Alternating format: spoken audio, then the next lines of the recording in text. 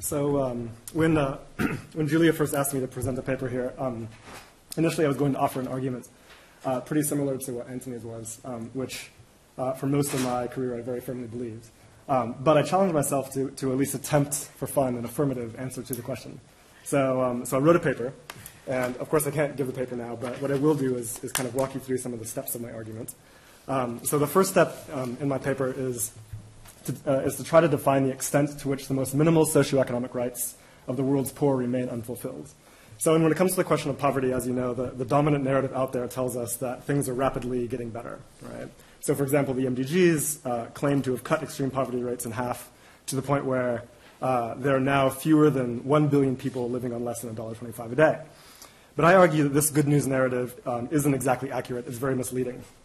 There are a number of problems with the data, but the main issue is that the $1.25 per day line is far too low for even basic human survival. Okay? We know that in India, for example, a child living just above this line has a 60% chance of being underweight. In Niger, another example, babies born just above this line face an infant mortality risk of something like 20%, which is 3 times the world average. So if $1.25 is not enough to guarantee basic nutrition or infant survival, then we cannot claim that lifting people above this line means bringing them out of poverty. That's my contention. So economist Peter Edward has shown that in order to achieve normal human life expectancy of about 70 years, people need 3.9 times more than the standard international poverty line. So that's about $5 per day in 2005 PPP. So this is what Edward calls the ethical poverty line, and it has support from a number of other studies showing that $5 a day is the very minimum that people need in order to achieve the most basic nutrition and at least somewhat reasonable infant mortality rates, but still not very good. So what happens if we measure poverty according to the ethical poverty line? We see that the global poverty headcount is not 1 billion people, as the UN would have us believe, but rather closer to about 4.3 billion people. So that's 60% of the world's population, and the number has been, importantly, rising since 1980 and not falling. And keep in mind that the ethical poverty line is highly conservative, okay? So it's not adequate to achieve the full spectrum of basic rights to food, water, shelter, et cetera, as laid down in international texts such as Article 25.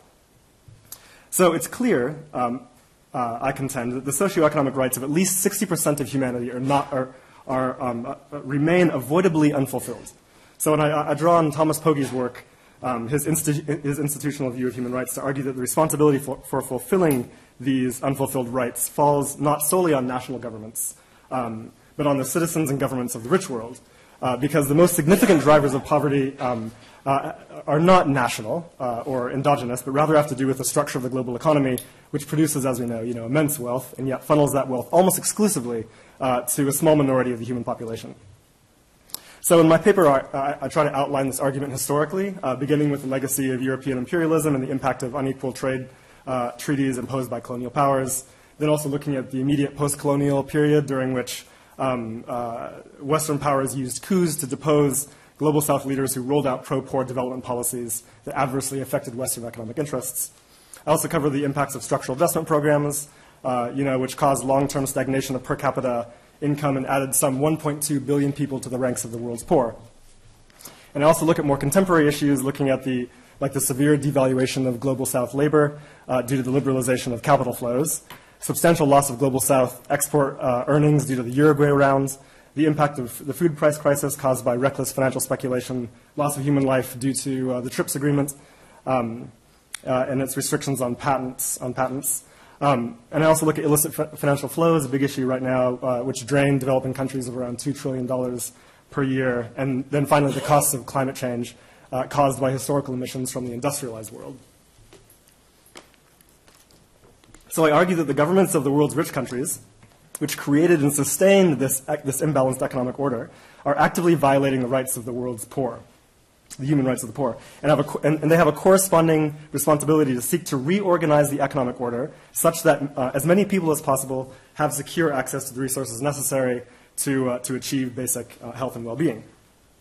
So in monetary terms, it would cost $3.1 trillion US annually to bring those 4.3 billion people up to the $5 a day line. Okay, so that means shifting 4.4% of aggregate global income, or about 15% of OECD income, down to the poorest 60% of humanity.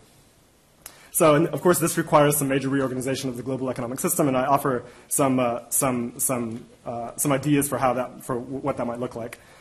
So, in this sense, realizing human rights does appear to require a reduction in global inequality, but only to a certain extent. So, it would appear that once the basic rights of the poor are satisfied, there's no reason that the rich cannot accumulate more, and therefore widen the inequality gap, right? So, and this is basically the approach taken by the UN's SDGs. As you probably know, they call for eradicating poverty by ratcheting up the poor, but without placing any limits on income growth or resource use by the rich. Okay. So I argue that this notion rests on the very flawed assumption that we can increase aggregate global consumption indefinitely. Right now, our planet only has sufficient biocapacity for each of us to consume 1.7 global hectares annually, which is a standardized unit that measures resource use and the ability of our planet to absorb our waste. But people in the rich world consume an average of 6 global hectares per person, which is more than 3 times their fair share. And as a result of overconsumption in these rich regions, we are overshooting our planet's total biocapacity by about 50% each year. And as we know from recent planetary boundaries research, we're kind of blowing past planetary boundaries at breakneck speed, the 6th great mass extinction, et cetera, to say nothing of climate change. So what this means is that aggregate income growth is actually no longer an option. If we want to ratchet up the incomes of the poor in order to satisfy their human rights, and if we want to do so without further violating their human rights with poverty-inducing climate change and resource depletion, then we will have to ratchet down the rich.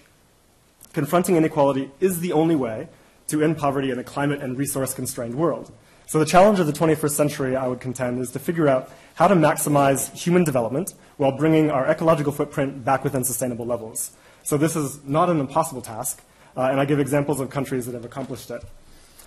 So my conclusion is that in the absence of some kind of a miraculous decoupling of incomes from resource use and waste, which I argue shows no signs of happening in any meaningful way, the human rights framework requires not only slight reductions in global inequality, but actually the dramatic material shrinkage of the incomes of the richest countries. So in other words, this would amount to a total reorganization of the existing global political economy. That's all I have to say.